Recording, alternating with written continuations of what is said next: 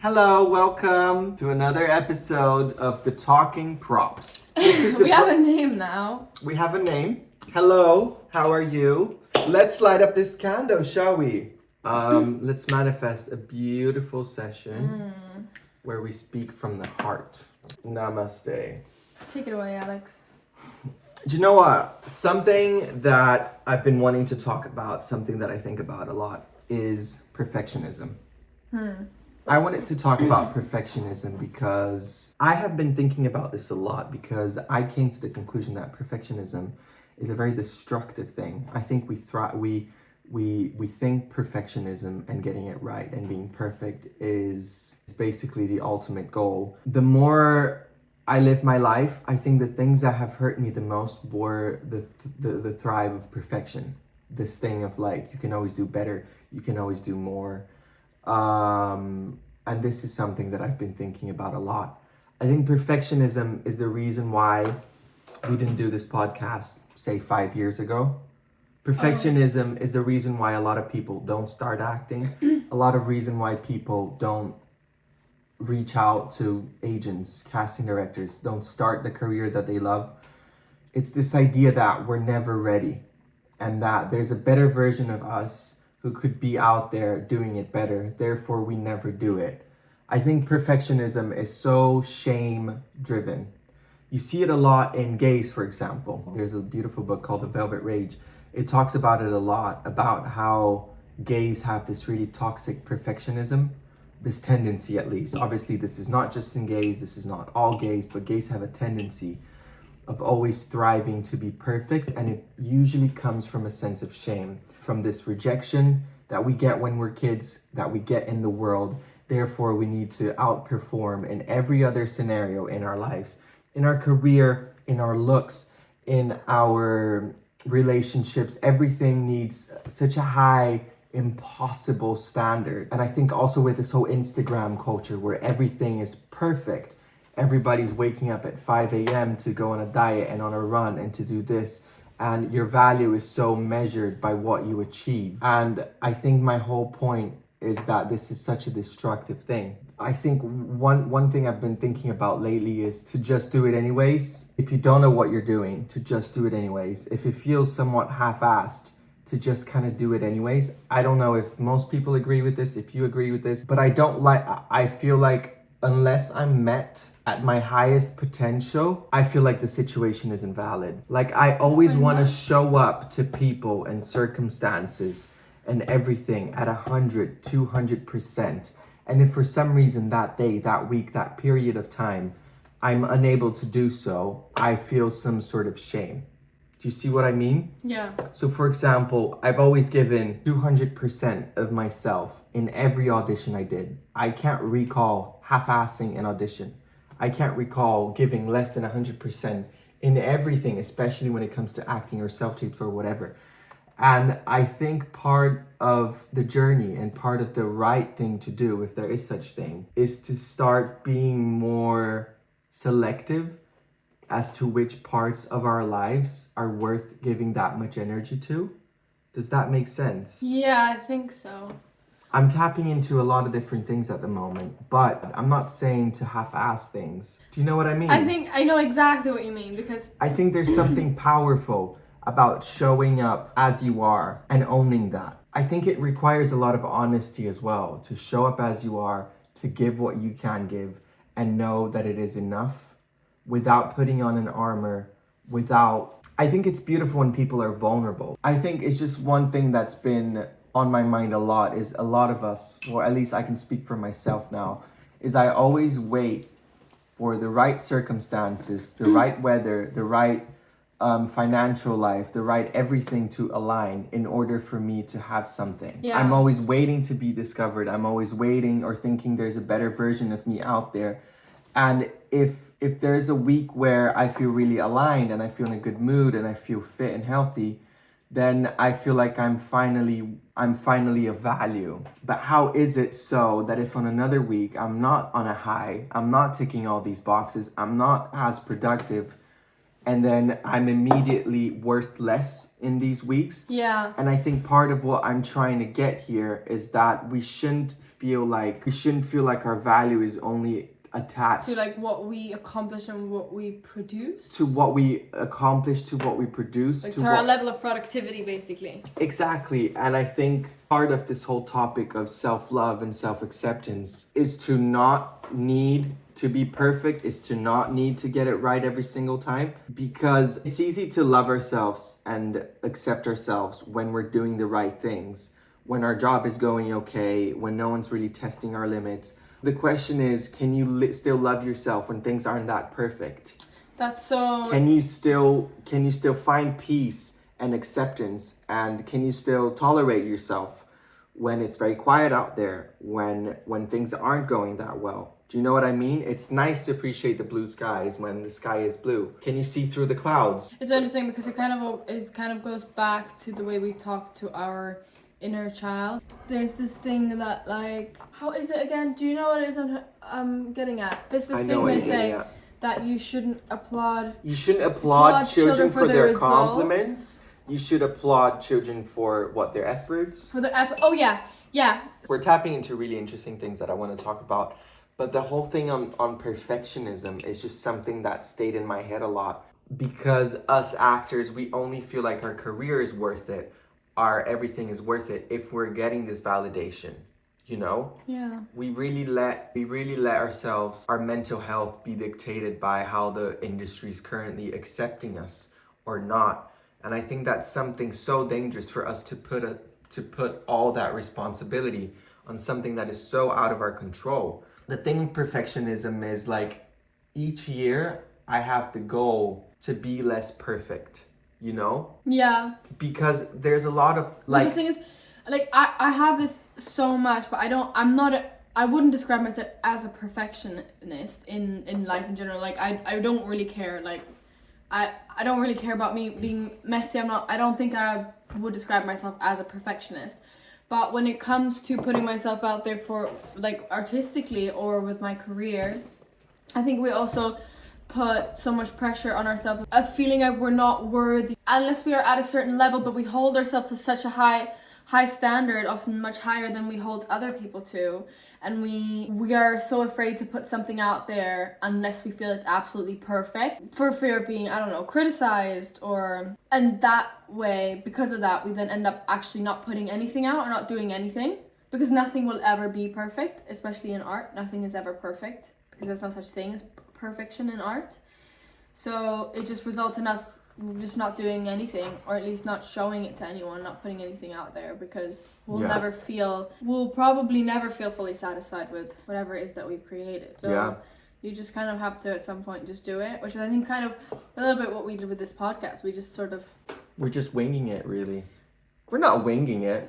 We're putting love and effort, but I think we are, but it was the kind of thing where we just kind of eventually had to go let's stop waiting to, like, figure out how this whole posting thing works, how this upload thing works. Let's just do it and not worry so much about, I don't know, what the rules are and what the things are you should follow and the steps, and let's just do it. Yeah. Because at some point you have to, I think, just do it. I think my goal is, I've only allowed myself to try. No, not only, but I mostly allow myself to try when I feel at 100%. If I'm feeling good and fit and healthy and everything feels aligned. Whenever something is not really on track, I just take the whole thing back. And I think what I'm trying to suggest here, what kind of a goal that I have for myself, is to do it anyways, is to sometimes give 20%, sometimes give 30%, sometimes give 70%, sometimes give 120% if I can afford to. It's like if you're exercising and if you can't work out for an hour every day, it's better to at least do 10 minutes than to just not do anything and wait until the day you can do a whole hour. Yeah, my point is, I want to, for example, so many thoughts in my mind are going, this podcast is silly, what's the point, blah, blah, blah. There are so many better ways you can do this. Of course, there are many better ways I could do this. We could have a studio, we could have better mics, we could have better light, we could have better conditions, everything. everything. We could have more thought through topics and less scattered brain thoughts all over the place. Exactly. But would we ever actually get around to doing it if we did that? But my point is to do it anyways. It just goes back. It's very much tied to, fear of judgment and what are people going to think, and I'm not at my best today. There are people out there with better thoughts, better ideas, better hobbies, better circumstances. Who am I to do it? And I think it's a lot of wasted potential that just goes down the drain if we wait to be at a better place to then do what we want to do, because this idea of what we think is better or perfect or whatever might never come. In fact, I don't think it will come, because nothing that we envision for ourselves happened the way we think. At least for me, no. Maybe for other people it is. I have a beautiful, blessed life, but none of what I'm living now is what I've envisioned for myself. It's very blessed, it's very beautiful, but it went completely different. So this idea of what perfect means is completely different. There's also this thing, it's simple, but like if you gym and things like that, so much of this perfectionism you're trying to achieve only puts you further into an insecurity. I have a quote from a book. I want to go get the book. Should I get it? Oh, I think it is here. I found it. It's a book called I Return to Love. I love this book. It's a bit too Christian for some people. But I'm not religious really at all, and I read it and I really liked it. So if you can kind of put yourself, have an open mind and just read it like from your own perspective, I think it's really nice. It talks a lot about God, like God, the Holy Spirit, and things like that. If that name puts you off, then don't read it. Or read it, but try to not attach yourself to the word so much. Yeah. I see God in a very different way than what it says here, and I love this book. So, Anyway, look what it says. The ego says, your value is based on your credentials. You need a PhD or its equivalent before you can get a good job. But some of the best and brightest of our generation were educated more by life than by school. There's a mass of talent in our society who have been everywhere and done everything, but have very few credentials to show for it. Our achievements have been mainly internal. That's so interesting. That is something I think about a lot, because the people we praise most in our society are the achievers, the money makers, the ones external achievers. It's all we praise very little the people who have achieved internal things. I think if we all focused more on the internal things, we would know. Yeah. But the people we celebrate the most, the people who are on the spotlight the most, are the ones who are very gigantic and grandiose. Say the most respected people in our society are the stars, are these billionaires and things like that. But what if we learned to praise people for their kindness, for the people that they've helped? I think if we learn to praise people for their internal achievements and not for their external, the world would be such a better place. I think a lot of the things I admire the most and people I admire the most, obviously, don't get me wrong, I'm very amused by, the big names, don't get me wrong. I love a bit of Taylor Swift. I love that's not what I'm saying. But if there was a way we could measure people's achievements differently, it would be so special. Growing up, all parents tell you is, get a good job, get a PhD, go to a good university, play by the rules of the system as good as you can, and win the game. I see very few parents teaching their kids to not go by the rules. That the most important thing you can do is to be kind, is to learn how to self-soothe yourself, to deal with your emotions. The most powerful things you can do in this world, this is scientifically proven, I would believe, is to be present, is to know how to meditate, to know how to deal with your emotions. Nobody celebrates you for being able to meditate. Don't get me wrong, I'm not a great meditator, but... Do you have any ideas for how that could be changed? I think that will change once we change that for ourselves. Once people start to value their internal achievements just as much as their external achievements, the whole world can begin to see it in others as well. To see it in the world and to have a bigger thing. It's different because a PhD is something very concrete. It's something you can grasp onto. You have a PhD in psychology.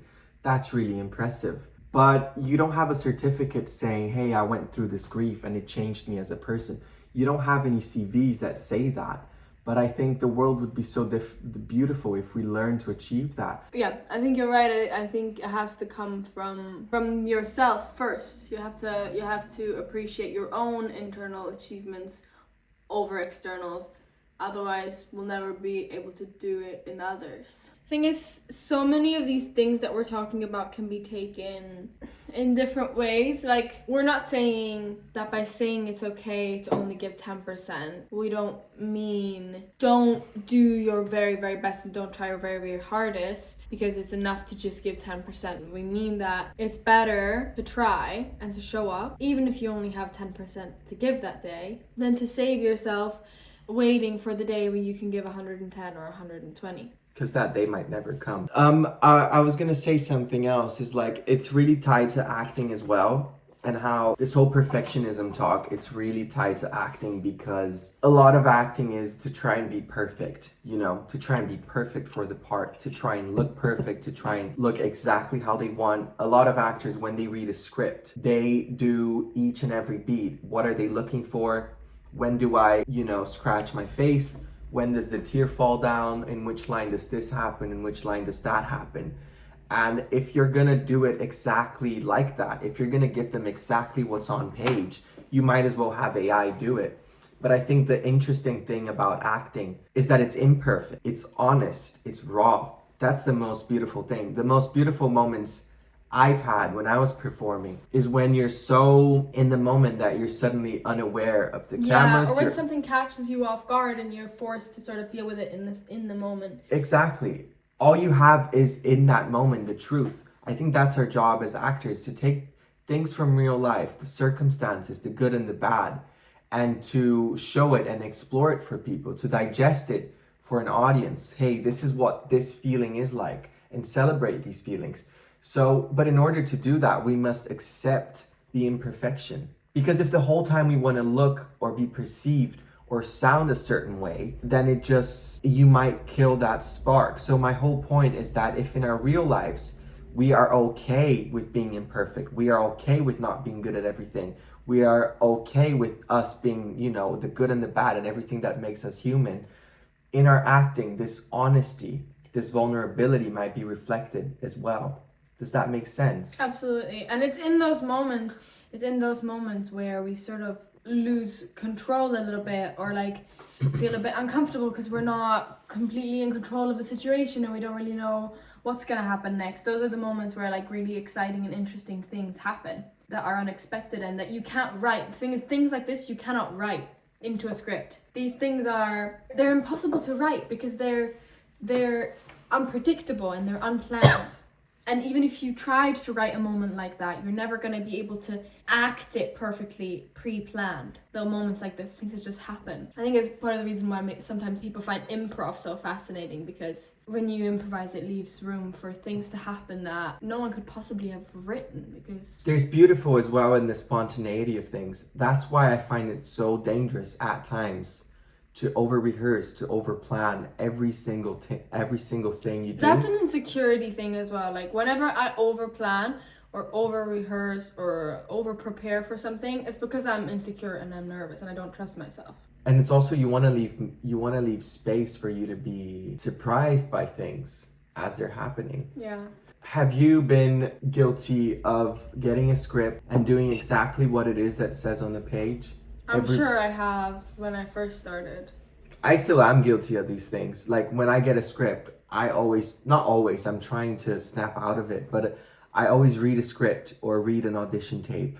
And in my mind, I'm thinking, my God, obviously I want this part. I would love to get this. How can I bring myself as close as possible to what I think that they want? And then I try to show up physically as close as possible to what I think they want in my costume. If I put makeup on, if I don't, whatever. I try to read the lines in a certain voice and this and this and that. And I think that's such a killer. That's the irony in it, isn't it? Is that when we want something really bad, we try to adjust and mold ourselves to it, but actually that often creates the least interesting performances. Yeah, and it's funny because the jobs that I've booked over the last years, I was not trying at all. I was not trying. In fact, it was usually things that I didn't really want or didn't really care about. I just kind of winged the self-tape. I shot it, maybe I was cheating, I was reading the lines, I was probably busy thinking about something else, and then there was probably something really free about that, some detachment to it. And then funny enough, all these tapes where I put so much effort and I dissected it and I prepared for it. Obviously, I'm not saying not to. Yeah, that's the thing.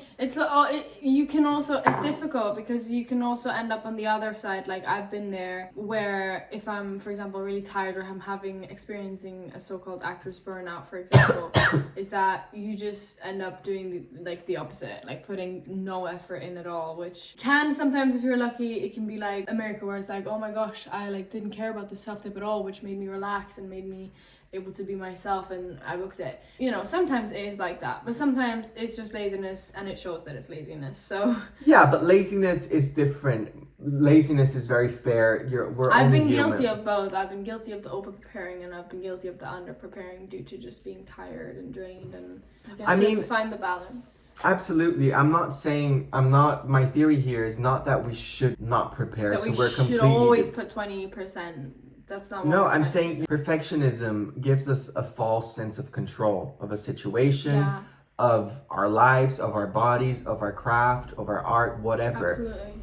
So to be imperfect means to let go, just to let go and to show up as you are with what you have and trust That's enough. That's enough, that you're enough, that maybe I'm not feeling fully, maybe I'm not fully feeling it today, but I'm still present, I'm still here. And detaching yourself from results or from pre-planned things, because the whole point of acting is that it's not controlled. Because in real life, we don't control or prepare what we're going to say, how we're going to say, how we're going to break up with that person. We don't know in real life that we'll start crying on that line. And it's the same thing with my life. I'm usually more interesting when I'm caught off guard, I think, when you have no one to impress. Do you know what I mean? Yeah. It's like, think about it. And that's when your most authentic part of you comes out as well, I feel like. Yeah. When you're not trying to present yourself in a certain way, or when you haven't already decided how you're going to handle a situation or try to mentally prepare yourself for it. And that's oftentimes also when I feel the most confident. It's when I'm the most myself, I'm the most open and honest. Yeah. Also, I had a thought. I think with perfect That says confidence. Can anyone read that? I was supposed to say I'm trying to embrace my perfect imperfections. Sorry. My whole point is like, if you're thriving to be a 10 out of 10 in every department in your life, I'm very guilty of this. That's why I'm bringing this up. You're probably trying to control outcomes, control how you're perceived, control what side you let them see and what side they can never see, because my God, there's shame in that. What if they find out I have flaws? Allowing yourself to be imperfect, in other words, would be to show up as you are without the need to impress. And it's very easy in some scenarios when things are clicking. And I think it's very difficult when there are stakes, when we have something to lose and something to win. But I think the secret is that we train ourselves to show up as we are. Yeah, it's the way we talk to ourselves. Like, do you talk to yourself like a tough football coach that's shouting at you in your head saying, "You're not good enough, run faster, kick harder, loser, you're gonna be on the bench for the next game"? Like, I think I've talked to myself that way in my head a lot. Or do you talk to yourself like an encouraging, good, supportive mom who says, "Try your best, babes. But every once in a while, I do something stupid and I grab my cock like that, my balls, and I say, "You fucking idiot! What the fuck is wrong?" I mean, I think that's important too. You know, I think we need. Well, that's crazy. It's so crazy, isn't it? Because we're like, when we grow up, we're basically parenting ourselves until the very end of our lives. Yeah, we are. And it's important to develop a relationship with your own inner voice and the way that you speak to yourself. I saw this thing once that's so interesting. It's like, in order to love yourself, you don't actually have to like yourself. And that's so interesting. And the way I see that, actually coming back to the child and the coach and everything, it reminds me of a little kid. When you love a kid unconditionally, you're not always going to like them. You're going to be really annoyed by it. The kid is going to drive you insane. The kid's going to want to play when you want to sleep, going to want to sleep when you want to play. The kid is unbearable, but you love the kid more than anything in the world. But you still wouldn't beat the kid. You still wouldn't talk to the kid a certain way. And you would still always meet the needs of the kid. So I have this by myself as well. Is like, during COVID, I found out that self-love is a thing and whatever. and I saw this quote that said, what would someone who loved themselves do? And then you're supposed to do what someone who loved themselves does, right? Like that quote, what would Jesus with do, any or whatever? decision you're faced with in life, you ask yourself, what would someone who loves themselves do in this situation? Exactly. Sometimes it means, you know, ditching all the to-do lists and go take a bath or whatever. But yeah, or break up with your boyfriend. I've asked myself, what would someone It was about time we bring up.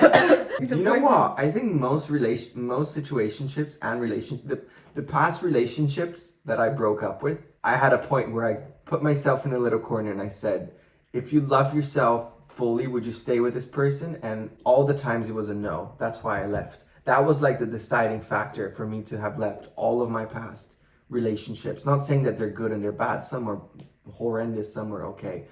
But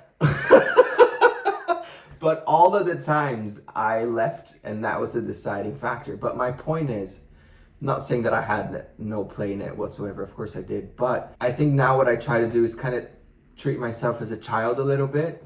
Obviously it doesn't work, because sometimes I scream at the child and go, you fucking idiot, like that, and slap Your him. inner child. Yeah. This is a hypothetical inner child. Yeah, He's I not don't going around actually- slapping actual children, guys. Don't worry. Yeah. Because I think there's this thing of like self-love is you're constantly in love with yourself. You constantly love what you see. You spoil the shit out of yourself. And I think social media maybe sells that idea a bit wrong, that you have to be this cavalier, this gentleman, this ultimate provider who loves every eyelash in your face and whatever. And I don't think that's what it is. It's in the way you treat yourself. It's in the way you manage your emotions. I think that's what self-love is. And knowing it's a whole journey in it. And the reason I bring all these topics is because they're so tied to acting. I think all these topics, perfectionism, self-acceptance, self-love, you name it, they are all so tied to what we do. Because to act is to live these feelings, to explore these, to know where's this character in their healing journey. Are they a narcissist? Are they an empath? Where are they? What are they not seeing? I think that's so interesting. Isn't it so beautiful to get a character and think, what do they not know yet that I do? What is it that they can teach me? What could I teach them? Where are they with their sexuality, with their masculinity, with their whatever? That's the whole beautiful thing. Because like a psychiatrist will analyze these things in themselves and in their clients and other people. We get to borrow these people and live through them. Do you know what I mean? Yeah, Can't think if there's anything else, any other person who gets to do that, tell me. I don't think there is. Maybe psychiatrists or psychologists. Yeah, but the psychologists, they see it from a distance. They have a very professional boundary there. True. They don't wear their clothes and call themselves by that name. No, that's true. It is, yeah. That's true. And say words that these people would do. It just comes back. It's literally the act of empathy. It's so beautiful. Yeah. And funny enough, the most apathetic people are giving it a go. Wow. Yeah. Am I right? It's such a judgment-free thing as well when it's done right, isn't it? Wow, I was like this. Have I done the whole podcast like this? I'm recovering from a cold. I feel like I've just sat back and enjoyed today. Say something. I'm giving up on No, you. I enjoyed it. Thanks, Alex, for that. But you know something I want to say as well. This is so linked to your friendships and relationships. It's like, obviously Charlene is my best friend, but one of the reasons I'm sure you agree with this, Charlene, is with Charlene, I can just sit back. I don't give a shit. Like, if Charlene comes home and I'm not feeling it, I'm never putting on anything. Do you know what I mean? Yeah. Whereas if someone who I only see every once in a while, I naturally put on a certain persona. I put on, a certain, what do you call it? Obviously, to some extent, we have to socially, it's not like I'm going to wear my heart up my sleeve, and if I'm not feeling it today, I'll just let everybody else at work know, and I'm going to slap the first person I see when I open my eyes. But like, the most beautiful thing about these authentic relationships is when there's space for all of your emotions. And I think we do that so well, Charlene. Yeah. Like, when we come home to each other, we hold enough space for the good and the bad. Yeah. We never expect each other to show up a certain way. Or to be... We just show up as we are, and we can always handle it. We don't expect each other to always be perfectly self-aware and perfectly Another thing we do really well is apologize. We both do that really well. We can be mean and fuck up in the moment and say stupid shit, but we're both quite good at realizing a few hours later, a day later, whatever, and being like, you know what, listen, I did this. I'm aware I did that. I'm sorry. Yeah, that's really beautiful. I love you, Shirley. I love you too, you ugly ogre. I'm also exercising to not be impressed by people's credentials on set as well. Like whenever on set, there's always this actor thing where they go, what have you been in? Who's your agent? Who's your agent? Are you a threat to me? And I always tell myself, I'm not gonna like this person based on what they did or not. I'm gonna like this person on their energy, on how they treat people, how they approach their work. You know, this is how I decide when I like people. And usually the people I'm drawn to the most is the giving ones. Because it's also the same in dating. Like, I'm no longer looking for takers.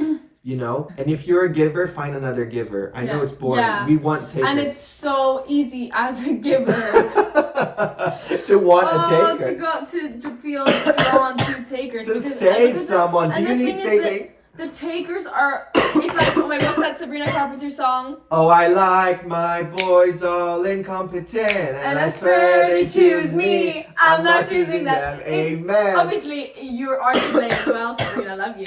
But we do choose them back. But it is true that they come to you and they love you and they leech onto you and they live off of that giving energy, and they'll make you feel special for it, and they'll tell you, you're the light of my life and you've made me a better person. And we love hearing that, don't we? We love it. We love being the savior. It probably gives us goosebumps. I'm learning not to be fooled by those words and to understand where they come from and to decide, make a executive decision on whether that actually comes from a beautiful place of like appreciating you as a person, or whether it comes from someone projecting onto you and basically using you as their therapist or their tool to heal themselves, or their, suck your blood and your energy. Another thing is the same way I think that these people, these men or whatever, not just men, all the in-betweens, but the same way that they need to heal that part, I think we need to heal ourselves of the part that think we need to save them. Absolutely. 100%. A lot of it is tied to and I think that our value only lies in how much we can offer to these people and how much we can better them. Yeah. This is such an interesting thing because I'm kind of on this middle ground with this right now, because I've been in relationships in the past. We're kind of, I don't know how we ended up. No, go on. Let's continue. I've been in relationships in the past where it's been purely like, now looking back on it, obviously I didn't know that in the moment, but looking back on it now, it was obvious that I was the giver and they were the taker. You were the happy, they were the sad. In an unhealthy way, right? Yeah. So I've had a few relationships that were like that, and that then made me very strongly want to go on the opposite and always say, I need to be with someone who can give me that instead, who doesn't, who I don't need to like teach things or teach about life. Help them see themselves in a certain way that I can show them that they can't see themselves. So I was very aware of that, but I'm sort of kind of on this middle ground now where I'm also appreciating that we have the ability to do that, and that we have the ability to like, I think it can also be a beautiful thing to have to love someone and to be able to help them see things differently, but then it has to be able to be replicated. It has to come from both sides. I think it's a beautiful thing if you can have a relationship where you're both sort of teaching each other new things, both about absolutely, but then and about the world. But then it can't be one-sided. Exactly. I think the other person needs to want their help. I think there were so many cases where the other person, at least in my case, they were so fucked up, and I was coming up with, as in their own, they were like fighting their demons and shit. And I was coming up with a whole thing on how to fix them.